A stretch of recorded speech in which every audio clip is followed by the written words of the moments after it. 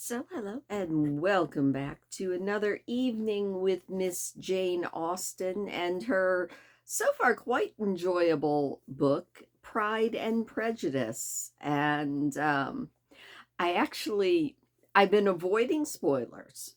So, I've been very intentionally avoiding spoilers, but it's really hard to considering I've been like uploading Pride and Prejudice, which means that YouTube has been feeding me all sorts of interesting little suggested videos.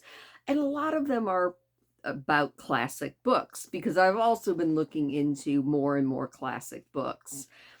And I watched a video yesterday that was a guy who was ranking on a tier list um, different classic novels and his rankings of them. He put and Prejudice in the middle of the road. We'll see if I agree by the time we are done with this book. But then I watched another video from him that he was reading one-star reviews of books that he likes off of, I think, Goodreads. And the one-star review that he read for Pride and Prejudice made me laugh, so I had to share it with you. It was someone had written into Goodreads that they couldn't figure out what the point of this book was. It was just people visiting other people's houses, and that made me laugh because I was like, yeah, I mean, you can still have a very engaging book just talking about people visiting other people's houses. But I feel like there's more to this book than that. So, with all of that, it is probably time that we jump back in and read a few more chapters of this book that I am enjoying so much. Poor Jane is terribly ill with a fever, and Elizabeth has walked all the way to Mr. Bingley's house and is nursing her sister and getting utterly roasted by Mr. Bingley's sisters. Thankfully, he doesn't seem to be joining in the roast, but I think I'm seeing where at least Heathers, the movie, if you've ever seen it, um, I'm getting shades of Heathers. I was gonna say I'm getting shades of Mean Girls, but alas, that's a movie I haven't actually seen. It's another one of those things that because of the cultural zeitgeist, I know a lot about it, kind of like a lot of my classic books, but I have not experienced that movie myself. But I have seen Heathers, and this does have shades of that. So let's see if the comparison keeps going as we jump back in, beginning with chapter 9.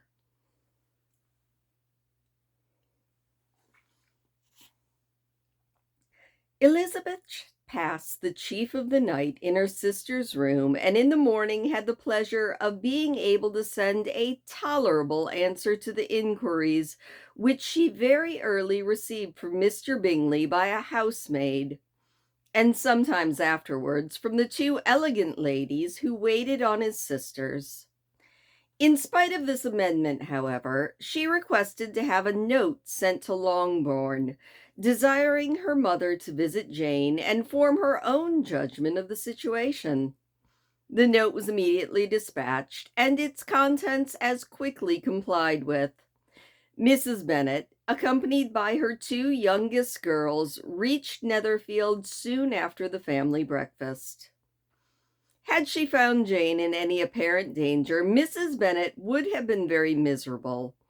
But being satisfied on seeing that her illness was not alarming, she had no wish of her recovering immediately, as her restoration to health would probably remove her from Netherfield. She would not listen, therefore, to her daughter's proposal of being carried home. Neither did the apothecary, who arrived about the same time, think that at all advisable. After sitting a little while with Jane, on Miss Bingley's appearance and invitation, the mother and three daughters all attended her into the breakfast parlor. Bingley met them with hopes that Mrs. Bennet had not found Miss Bennet worse than expected. "Indeed I have, sir," was her answer. "She is a great deal too ill to be moved. Mr. Jones says we must not think of moving her. We must trespass a little longer on your kindness." "Removed!" cried Bingley. "It must not be thought of. My sister, I am sure, will not hear of her removal." "You may depend on it, madam," said Miss Bingley, with cold civility, "that Miss Bennet shall receive every possible attention while she remains with us." Mrs. Bennet was profuse in her acknowledgments. "I am sure," she added, "if it was not for such good friends, I do not know what would become of her, for she is very ill indeed, and suffers a vast deal, though with the greatest patience in the world, which was always the way with her, for she has without exception the sweetest temper I've ever met with. I often tell my other girls they are nothing to her. You have a sweet room here, Mr. Bingley, and a charming prospect over that gravel walk. I do not know a place in the country that is equal to Netherfield. You will not think of quitting it in a hurry, I hope, though you have but a short lease." "Whatever I do is done in a hurry," replied he, "and therefore if I should resolve to quit Netherfield, I should probably be off in 5 minutes. At present, however, I consider myself as quite fixed here." "That is exactly what I should have supposed of you," said Elizabeth. "You begin to comprehend me, do you?" he cried, turning towards her. "Oh, yes, I understand you perfectly." "I wish I might take this for a compliment, but to be so easily seen through, I'm afraid is pitiful." "That is as it happens. It does not necessarily follow that a deep, intricate character is more or less estimable than such a one as yours." "Lizzie!" cried her mother, "remember where you are, and do not run on in the wild manner that you are suffered to do at home." "I did not know before," continued Bingley immediately, "that you were a studier of character. It must be an amusing study." "Yes, but intricate characters are the most amusing. They have at least that advantage." "The country," said Darcy, "can in general supply but few subjects for such a study. In a country neighborhood, you move in a very confined and unvarying society." "But people themselves alter so much that there's something new to be observed in them forever." "Yes, indeed," cried Mrs. Bennet, offended by his manner of mentioning a country neighborhood. "I assure you there is quite as much of that going on in the country as in town." Everybody was surprised, and Darcy, after looking at her for a moment, turned silently away.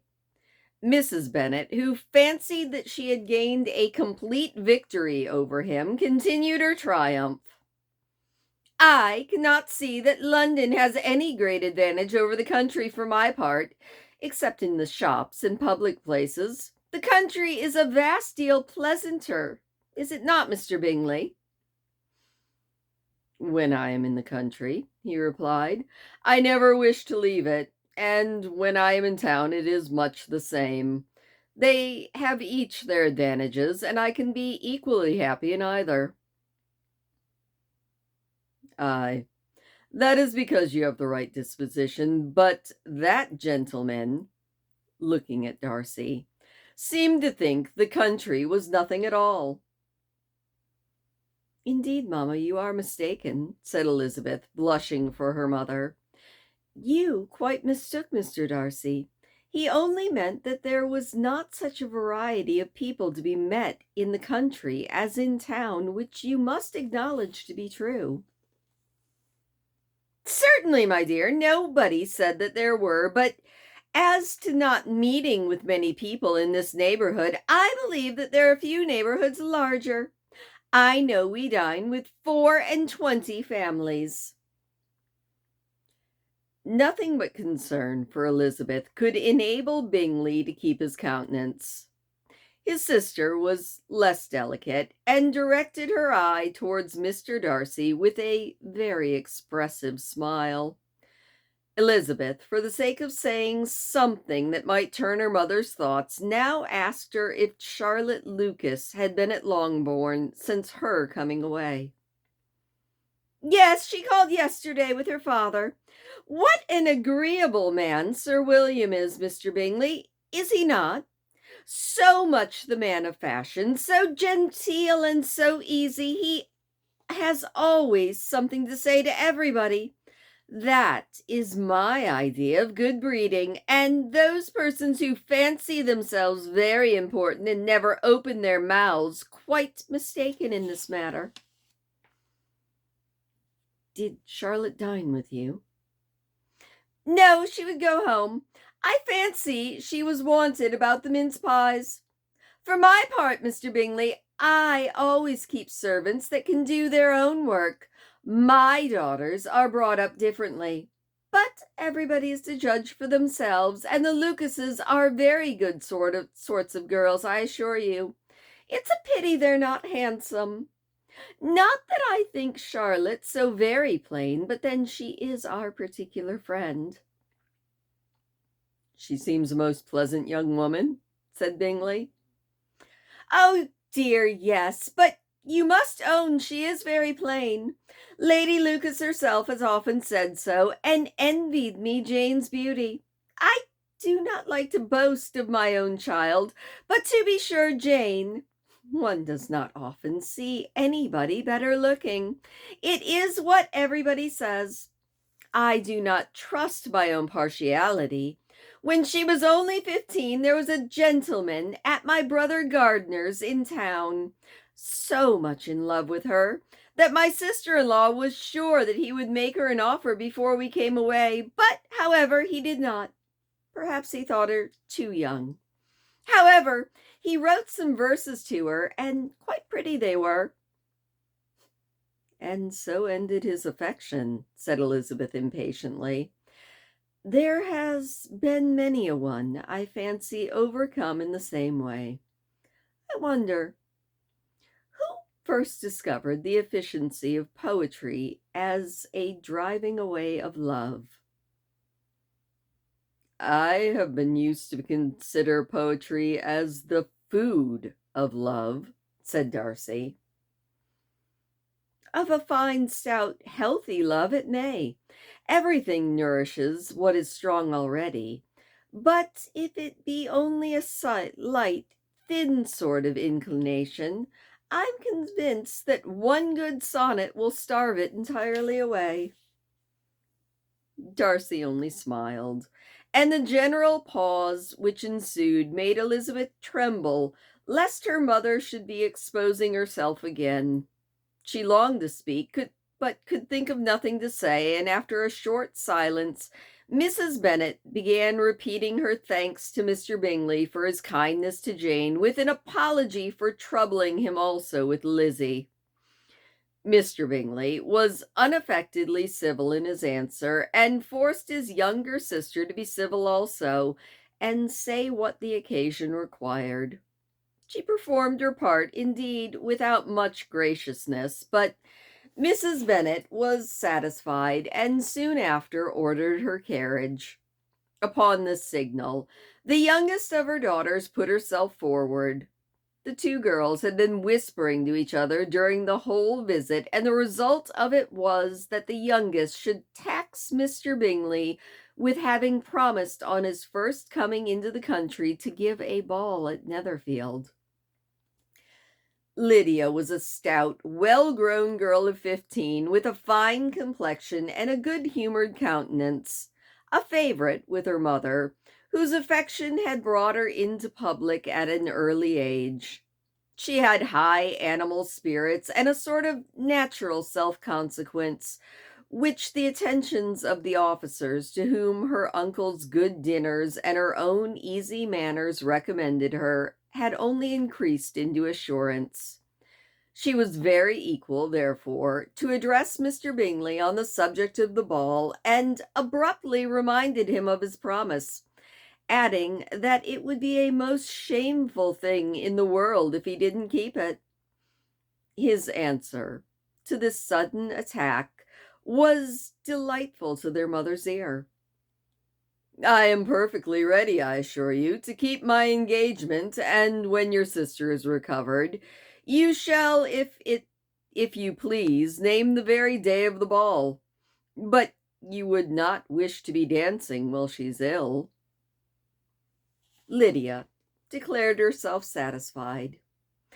"Oh, yes, it would be much better to wait until Jane was well, and by that time, most likely Captain Carter would be at Meryton again. And when you have given your ball," she added, "I shall insist on their giving one also. I shall tell Colonel Forster it would be quite a shame if he does not." Mrs. Bennet and her daughters then departed, and Elizabeth returned instantly to Jane, leaving her own and her relations' behavior to the remarks of the two ladies and Mr. Darcy, the latter of whom, however, could not be prevailed on to join in their censure of her, in spite of all Miss Bingley's witticisms on fine eyes. And that is the end of chapter 9. Definite Heather's vibes.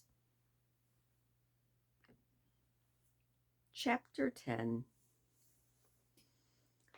The day passed much as the day before had done. Mrs. Hurst and Miss Bingley had spent some hours of the morning with the invalid, who continued, though slowly, to mend. And in the evening Elizabeth joined their party in the drawing-room. The loo table, however, did not appear. Mr. Darcy was writing, and Miss Bingley, seated near him, was watching the progress of his letter and repeatedly calling off his attention by messages to his sister. Mr. Hurst and Mr. Bingley were at piquet, and Mrs. Hurst was observing their game. Elizabeth took up some needlework and was sufficiently amused in attending to what passed between Darcy and his companion. The perpetual commendations of the lady either on his handwriting, or on the evenness of his lines, or on the length of his letter, with perfect unconcern with which her praises were received, formed a curious dialogue, and was exactly in unison with her opinion of each. "How delighted Miss Darcy will be to receive such a letter!" He made no answer. "You write uncommonly fast." "You are mistaken. I write rather slowly." "How many letters you must have the occasion to write in the course of the year! Letters of business, too! How odious I should think them!" "It is fortunate, then, that they fall to my lot instead of to yours." "Pray tell your sister that I long to see her." "I have already told her so once by your desire." "I'm afraid you do not like your pen. Let me mend it for you. I mend pens remarkably well." "Thank you, but I always mend my own." "How can you contrive to write so even?" He was silent. "Tell your sister I am delighted to hear of her improvement on the harp, and pray let her know that I am quite in raptures with her beautiful little design for a table, and I think it infinitely superior to Miss Grantley's." "Will you give me leave to defer your raptures till I write again? At present I do not have room to do them justice." Oh, it is of no consequence. I shall see her in January. But do you always write such charming long letters to her, Mr. Darcy? They are generally long, but whether always charming, it is not for me to determine. It is a rule with me that a person who can write a long letter with ease cannot write ill. That will not do for a compliment to Darcy, Caroline, cried her brother, because he does not write with ease. He studies too much for words of 4 syllables. Do you not, Darcy? My style of writing is very different from yours. Oh, cried Miss Bingley, Charles writes in the most careless way imaginable. He leaves out half of his words and blots the rest. My ideas flow so rapidly, I have not time to express them, by which means my letters sometimes convey no ideas at all to my correspondents.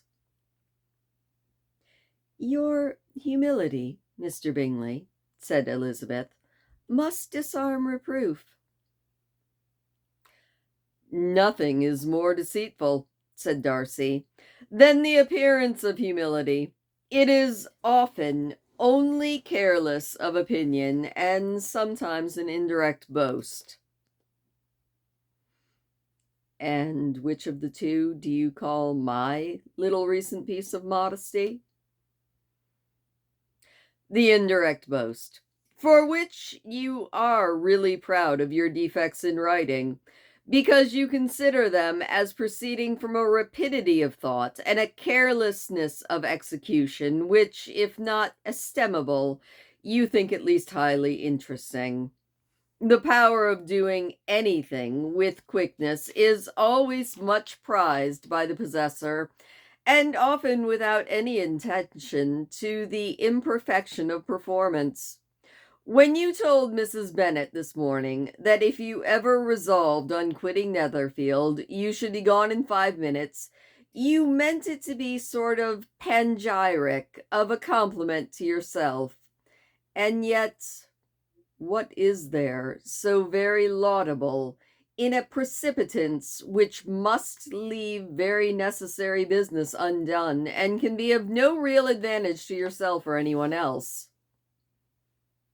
Nay, cried Bingley, this is too much to remember at night all the foolish things that were said in the morning.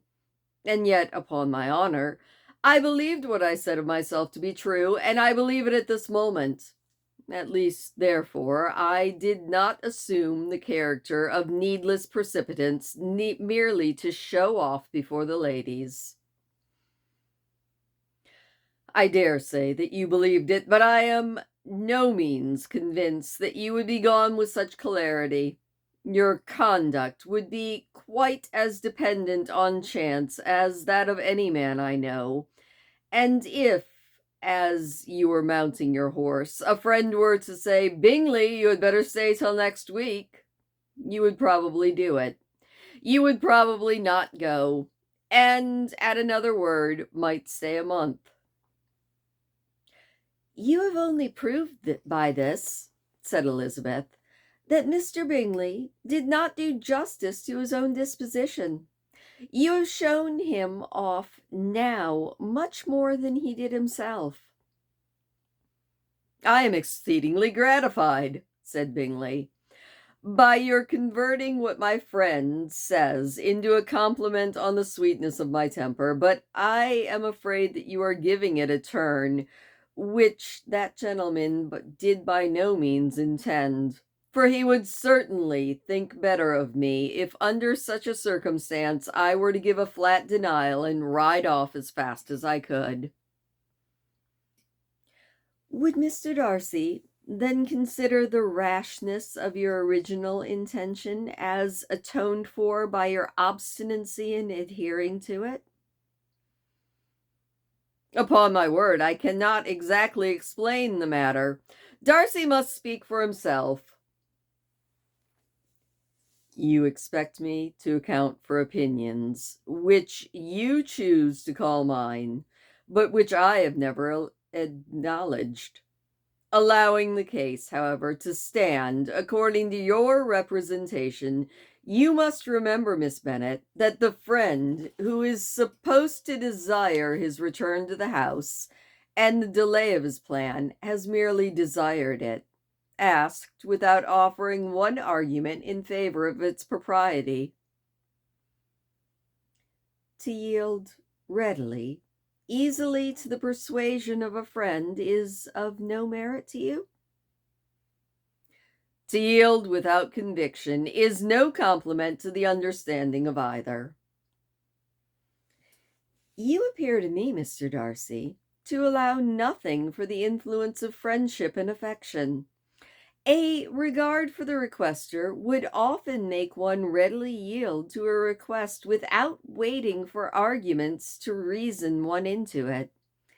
I'm not particularly speaking of such a case as you have supposed about Mr. Bingley.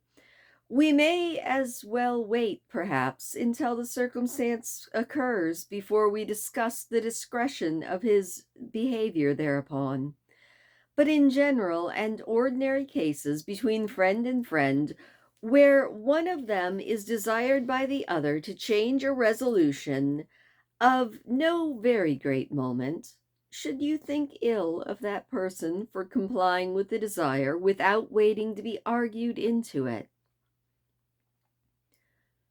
Will it not be advisable, before we proceed on this subject, to arrange with rather more precision the degree of importance which is to appertain to this request, as well as the degree of intimacy subsisting between the parties?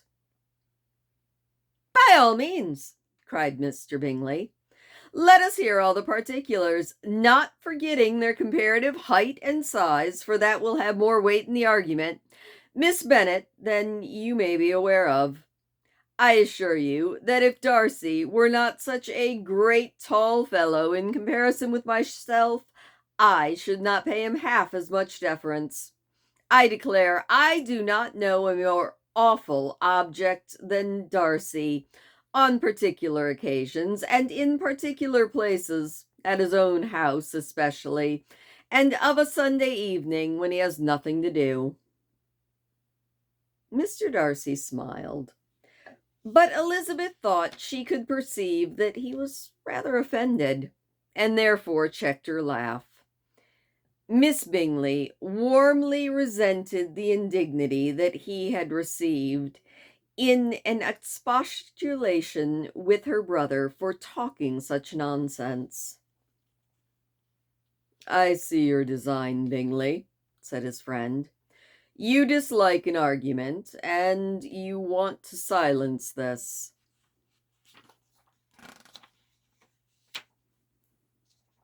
Haha, I knew those pages were stuck together. Perhaps I do. Arguments are too much like disputes. If you and Miss Bennet will defer yours till I am out of the room, I shall be very thankful, and then you may say whatever you like of me. What you ask, said Elizabeth, is no sacrifice on my side, and Mr. Darcy had much better finish his letter. Mr. Darcy took her advice and did finish his letter. When that business was over, he applied to Miss Bingley and Elizabeth for an indulgence of some music. Miss Bingley moved with alacrity to the pianoforte, and after a polite request that Elizabeth lead the way, which the other as politely and more earnestly navigated, seated herself. Mrs. Hurst sang with her sister, and while they were thus employed, Elizabeth could not help observing, as she turned over some music books that lay on the instrument, how frequently Mr. Darcy's eyes were fixed on her. She hardly knew how to suppose that she could be the object of admiration to so great of a man, and yet that he should look at her because he disliked her was even more strange. She could only imagine, however, at last, that she drew his notice because there was a something about her more wrong and reprehensible according to his ideas of right than in any other person present. The supposition did not pain her. She liked him too little to care for his approbation. After playing some Italian songs, Miss Bingley varied the charm by a lively Scotch air, and soon afterwards Mr. Darcy, drawing near to Elizabeth, said to her, "Do you not feel a great inclination, Miss Bennet, to seize such an opportunity of dancing a reel?" She smiled, but made no answer. He repeated the question, with some surprise at her silence.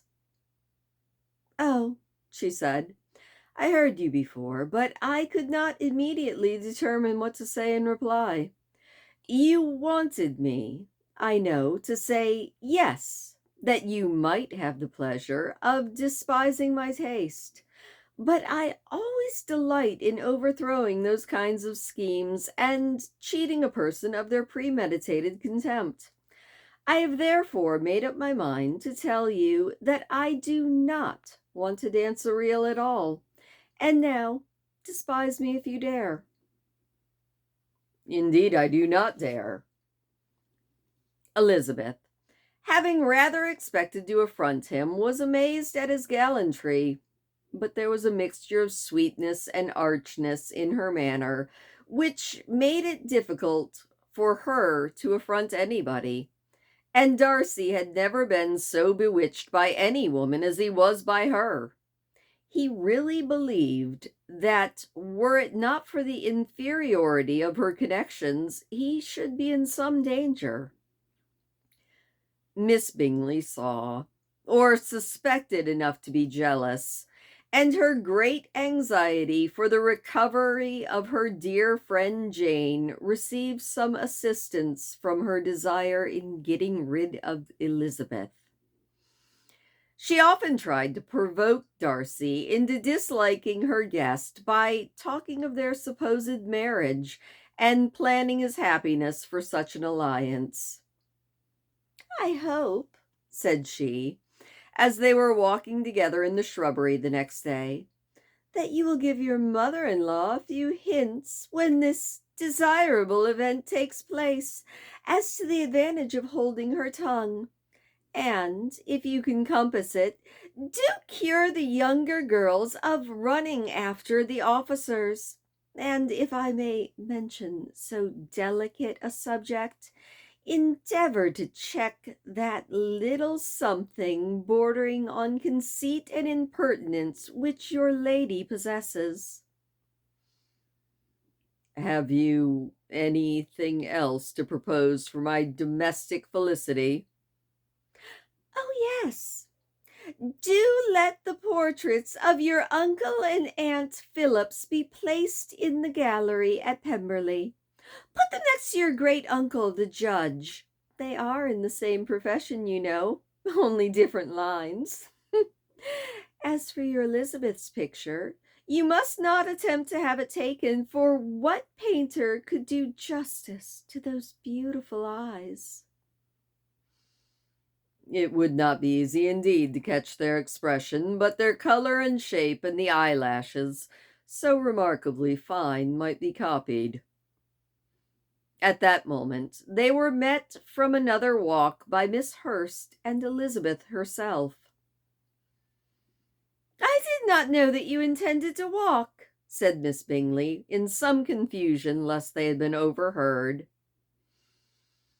"You used us abominably ill," said Mrs. Hurst, "in running away without telling us that you were coming out." Then, taking the disengaged arm of Mr. Darcy, she left Elizabeth to walk by herself. The path just admitted three.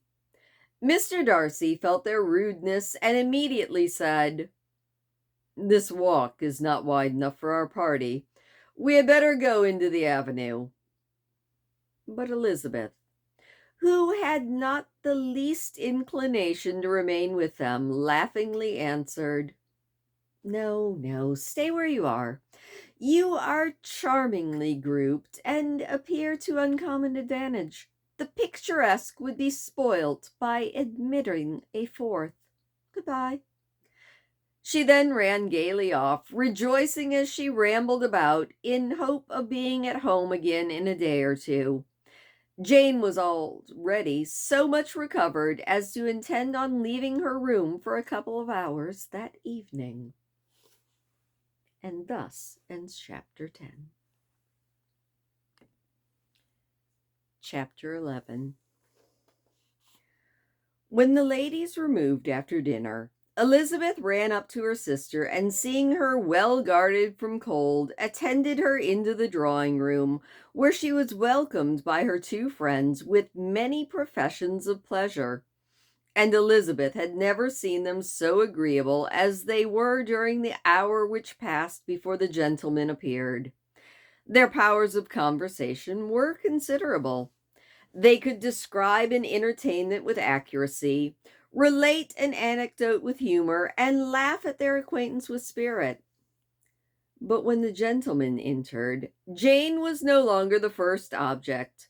Miss Bingley's eyes were instantly turned towards Darcy, and she had something to say to him before he had advanced many steps. He addressed himself directly to Miss Bennet with a polite congratulation. Mr. Hurst also made her a slight bow and said he was very glad, but the diffuseness and warmth remained for Bingley's salutation. He was full of joy and attention.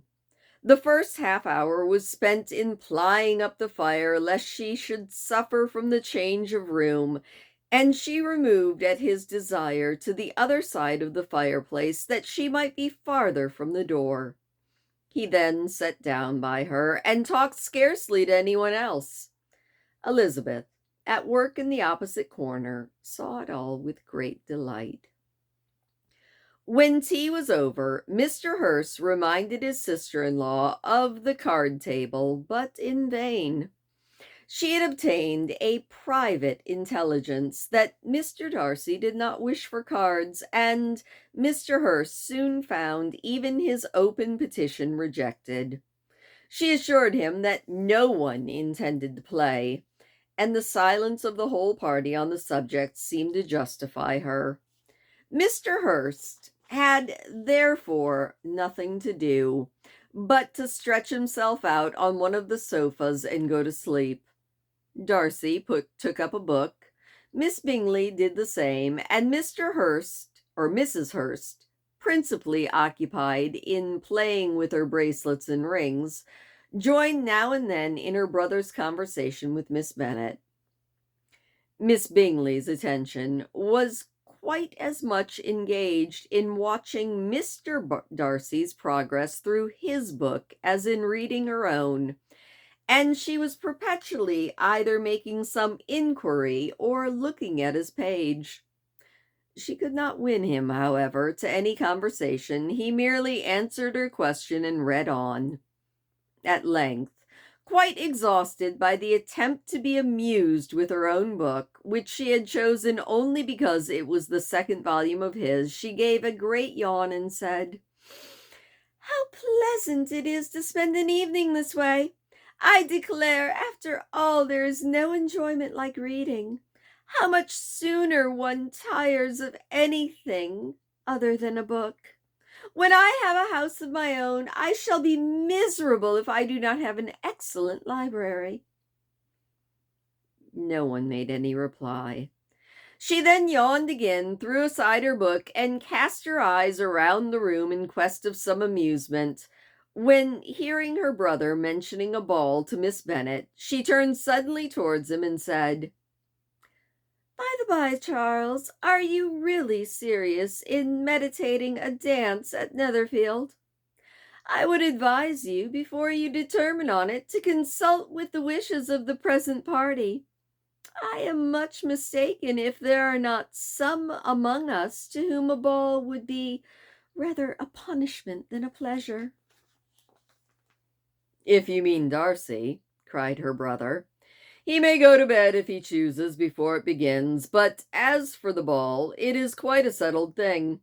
And as soon as Nicholas has made a white soup enough, I shall send round my cards." "I should like balls infinitely better," she replied, "if they were carried on in a different manner. But there is something insufferably tedious in the usual process of such a meeting. It would surely be much more rational if conversation instead of dancing made the order of the day." Much more rational, my dear Caroline, I dare say, but it would not be near so much like a ball. Miss Bingley made no answer, and soon afterwards got up and walked about the room. Her figure was elegant, and she walked well, but Darcy, at whom it was all aimed, was still inflexibly studious. In the desperation of her feelings, she resolved on one more effort, and turning to Elizabeth, said, "Miss Eliza Bennet, let me persuade you to follow my example and take a turn about the room. I assure you it's very refreshing after sitting so long in one attitude." Elizabeth was surprised, but agreed to it immediately. Miss Bingley succeeded no less in the real object of her civility. Mr. Darcy looked up. He was as much awake to the novelty of attention in that quarter as Elizabeth herself could be, and unconsciously closed his book. He was directly invited to join their party, but he declined it, observing that he could imagine but two motives for their choosing to walk up and down the room together. Either of the motives for his joining them would interfere. What could he mean? She was dying to know what could be his meaning, and she asked Elizabeth whether she could understand him. "Not at all," was Elizabeth's answer. "But depend on it, he means to be severe on us, and our surest way of disappointing him would be to ask him nothing about it."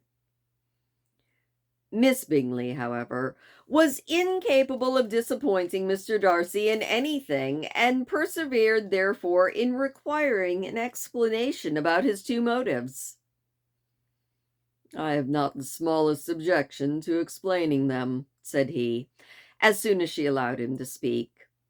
"You either choose this method of passing the evening because you are in each other's confidence and have secret affairs to discuss, or because you are conscious that your figures appear to the greatest advantage in walking.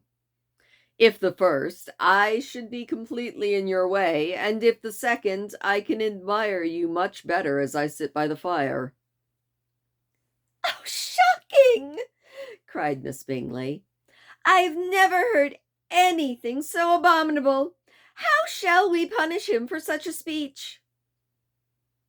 "Nothing so easy, if you but have the inclination," said Elizabeth. "We can all plague and punish one another, tease him, laugh at him. Intimate as you are, you must know how it is to be done." "But upon my honor, I do not. I do assure you that my intimacy has not yet taught me that. Tease, calmness of temper, and presence of mind. No, no, I fear he may defy us there. And as to laughter, we will not expose ourselves, if you please, by attempting to laugh without a subject. Mr. Darcy may hug himself." "Mr. Darcy is not to be laughed at," cried Elizabeth. "That is an uncommon advantage, and uncommon I hope it will continue, for it would be a great loss to me to have many such acquaintances, as I dearly love a laugh." "Miss Bingley," he said, "has given me credit for more than can be. The wisest and the best of men, nay, the wisest and best of their actions, may be rendered ridiculous by a person whose first object in life is a joke." "Certainly," replied Elizabeth, There are such people, but I hope I am not one of them. I hope I never ridicule what is wise or good. Follies and nonsense, whims and inconsistencies do divert me, I own, and I laugh at them whenever I can, but these, I suppose, are exactly what you are without. Perhaps that is not possible for anyone, but it has been the study of my life to avoid those weaknesses which often expose a strong understanding to ridicule. Such as vanity and pride. Yes, vanity is a weakness indeed, but pride, where there is a real superiority of mind, pride will always, under good regulation, be. Elizabeth turned away and hid a smile. Your examination of Mr. Darcy is over, I presume, said Miss Bingley. Pray, what is the result? I am perfectly convinced by it that Mr. Darcy has no defect. He owns it himself without any disguise. No, said Darcy, I have made no such pretension. I have faults enough, but they are not, I hope, of understanding. My temper I dare not vouch for. It is, I believe, a little too yielding. Certainly too little for the convenience of the world. I cannot forget the follies and vices of others as soon as I ought, nor their offenses against myself. My feelings are not puffed about with every attempt to move them. My temper would perhaps be called resentful.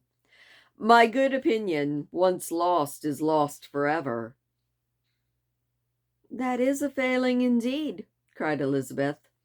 Implacable resentment is a shade in character. But you have chosen your fault well. I really cannot laugh at it. You are safe from me. There is, I believe, in every disposition a tendency to some particular evil, a natural defect, which not even the best education can overcome. And your defect is a propensity to hate everybody? And yours, he replied with a smile, is to willfully misunderstand them. Do let us have a little music, cried Miss Bingley, tired of a conversation in which she had no share. Louisa, you will not mind my waking Mr. Hurst? Her sister made not the smallest objection, and the pianoforte was opened, and Darcy, after a few moments of recollection, was not sorry for it. He began to feel the danger of paying Elizabeth too much attention. And that is the end of chapter 11. One more chapter. Chapter 12. In consequence of an agreement between the sisters, Elizabeth wrote the next morning to her mother to beg that the carriage might be sent for them in the course of a day. But Mrs. Bennet, who had calculated on her daughters remaining at Netherfield till the following Tuesday, which would exactly finish Jane's week, could not bring herself to receive them with pleasure before.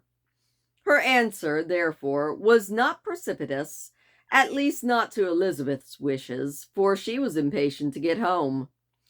Mrs. Bennet sent them word that they could not possibly have the carriage before Tuesday, and in her postscript it was added that if Mr. Bingley and his sister pressed them to stay longer, she could spare them very well. Against staying longer, however, Elizabeth was positively resolved, nor did she much expect it would be asked, and fearful, on the contrary, as being considered as intruding themselves needlessly long, she urged Jane to borrow Mr. Bingley's carriage immediately, and at length it was settled that their original decision of leaving Netherfield that morning should be mentioned and the request made. The Communication excited many professions of concern, and enough was said of wishing them to stay at least till the following day to work on Jane, and tell the morrow that their going was deferred. Miss Bingley was then sorry she had proposed the delay, for the jealousy and dislike of one sister much exceeded her affection for the other.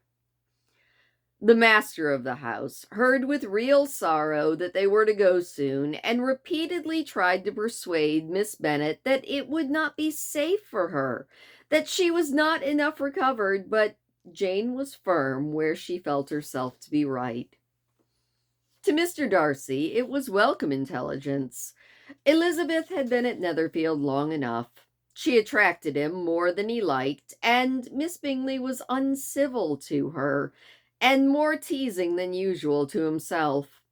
He wisely resolved to be particularly careful that no sign of admiration should now escape him, nothing that could elevate her with the hope of influencing his felicity, sensible that if such an idea had been suggested, his behavior during that last day must have material weight in confirming or crushing it. Steady to his purpose, he scarcely spoke 10 words to her throughout the whole of Saturday, and though they were at one time left by themselves for half an hour, he adhered most conscientiously to his book and would not even look at her. On Sunday, after morning service, the separation, so agreeable to almost all, took place. Miss Bingley's civility to Elizabeth increased at last very rapidly, as well as her affection for Jane, and when they parted, after assuring the latter of the pleasure it would always give her to see her either at Longbourn or Netherfield, and embracing most tenderly, even shook hands with the former, Elizabeth took leave of the whole party in the liveliest of spirits.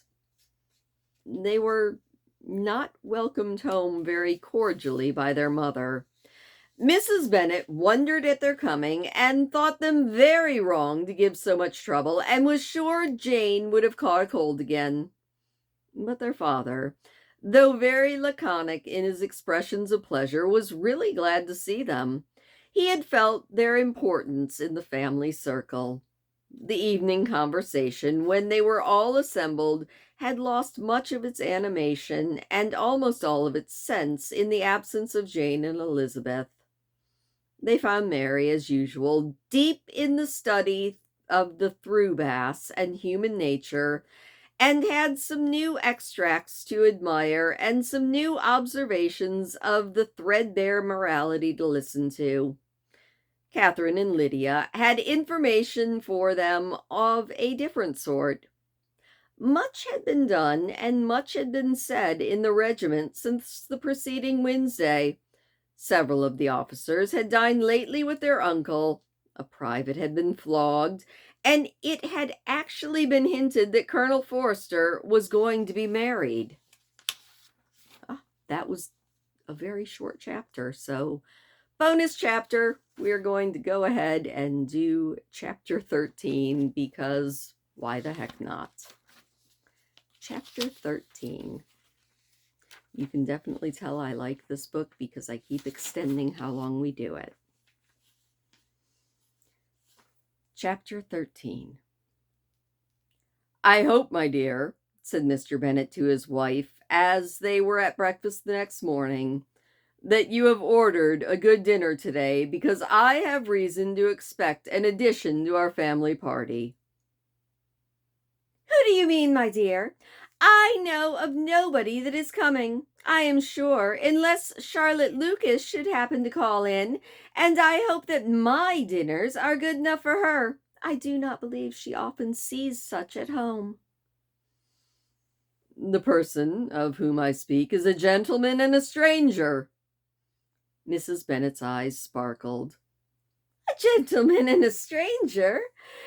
It is Mr. Bingley, I am sure. Why, Jane, you never dropped a word of it, you sly thing. Well, I am sure I shall be extremely glad to see Mr. Bingley, but Good Lord, how unlucky there's not a bit of fish to be got today. Lydia, my love, ring the bell. I must speak to Hill at this moment. It is not Mr. Bingley, said her husband. It is a person whom I never saw in the whole course of my life. This roused general astonishment, and he had the pleasure of being eagerly questioned by his wife and 5 daughters at once. After amusing himself some time with their curiosity, he thus explained. About a month ago I received this letter, and about a fortnight ago I answered it, for I thought it a case of some delicacy and requiring early attention. It is from my cousin, Mr. Collins, who, when I am dead, may turn you all out of this house as soon as he pleases. Oh, my dear, cried his wife, I cannot bear to hear that mentioned. Pray do not talk of that odious man. I do not think it is the hardest thing in the world that your estate should be entailed away from your own children. And I am sure if I had been you, I should have tried long ago to do something or other about it. Jane and Elizabeth attempted to explain to her the nature of an entail. They had often attempted it before, but it was a subject on which Mrs. Bennet was beyond the reach of reason, and she continued to rail bitterly against the cruelty of settling an estate away from a family of 5 daughters in favor of a man who nobody cared anything about. It certainly is a most inquidious affair, said Mr. Bennet, and nothing can clear Mr. Collins from the guilt of inheriting Longbourn, but if you will listen to his letter, you may perhaps be a little softened by his manner of expressing himself. No, I am sure I shall not. And I think it was very impertinent of him to write to you at all, and very hypocritical. I hate such false friends. Why could he not keep on quarreling with you as his father did before him? Why, indeed. He does seem to have had some filial scruples on that matter, as you will hear. Dear Sir, the disagreement subsisting between yourself and my late honored father always gave me much uneasiness, and since I have had the misfortune to lose him, I have frequently wished to heal the breach, but for some time I was kept back by my own doubts, fearing lest it might seem disrespectful to his memory for me to be on good terms with anyone for whom it had been always a pleasure to him to be at variance. There, Mrs. Bennet. My mind, however, is now made up on the subject, for having received ordination at Easter, I have been so fortunate as to be distinguished by the patronage of the Right Honourable Lady Catherine de Bourgh, the widow of Sir Lewis de Bourgh, whose bounty and beneficence has preferred me to the valuable rectory of this parish, while it shall be my earnest endeavour to demean myself with a grateful respect towards her ladyship, and be ever ready to perform those rites and ceremonies which are instituted by the Church of England. As a clergyman, moreover, I feel it my duty to promote and establish the blessing of peace on all families within reach of my influence, and on those grounds I flatter myself that the present overtures of goodwill are highly commendable, and that the circumstance of my being next in entail of Longbourn estate will be kindly overlooked on your side, and not lead you to reject the offered olive branch. I cannot otherwise than be concerned at being the means of injuring your amiable daughters, and I beg leave to apologize for it, as well to assure you of my readiness to make them every possible amends, but of this hereafter. If you should have no objection to receive me into your house, I propose myself the satisfaction of waiting on you and your family Monday, November 18th by 4 o'clock, and shall probably trespass on your hospitality till the Saturday se'nnight following, which I can do without any inconvenience, as Lady Catherine is far from objecting to my occasional absence on a Sunday, provided some other clergyman is engaged to do the duty of the day. I remain, dear sir, with respectful compliments to your lady and your daughters, your well-wisher and friend, William Collins. At 4 o'clock, therefore, we may expect this peacemaking gentleman, said Mr. Bennet as he folded the letter. He seems to be a most conscientious and polite young man, upon my word, and I doubt not will provide a valuable acquaintance, especially if the Lady Catherine should be so indulgent as to let him come and visit us again. There's some sense in what he says about the girls, however, and if he is disposed to make them any amends, I won't discourage it. Though it is difficult, said Jane, to guess in what way he could mean to make us an atonement as he thinks is our due. The wish is certainly to his credit, though. Elizabeth was chiefly struck with his extraordinary deference for the Lady Catherine, and his kind intention of christening, marrying, and burying his parishioners whenever it was required. He must be an oddity, I think, said she. I cannot make him out. There is something very pompous in his style. And what can he mean by apologizing for being the next in the entail?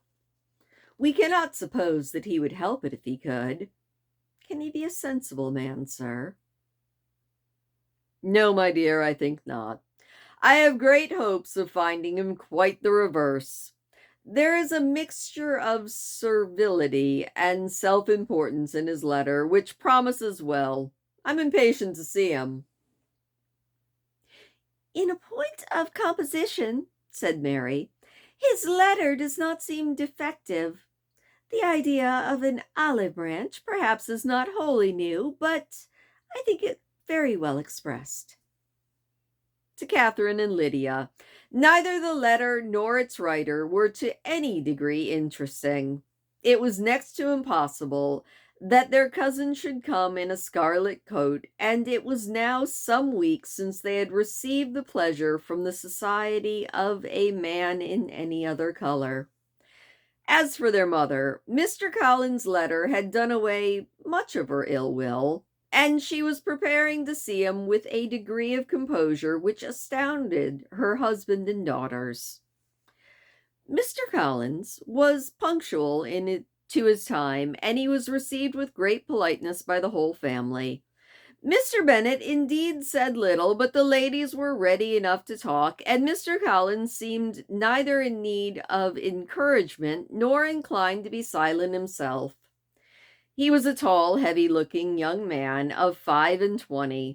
His air was grave and stately, his manners very formal. He had not been long seated before he complimented Mrs. Bennet on having such a fine family of daughters. He said he had heard much of their beauty, but that in this instant fame had fallen short of the truth, and added that he did not doubt her seeing them all in due time well disposed of in marriage.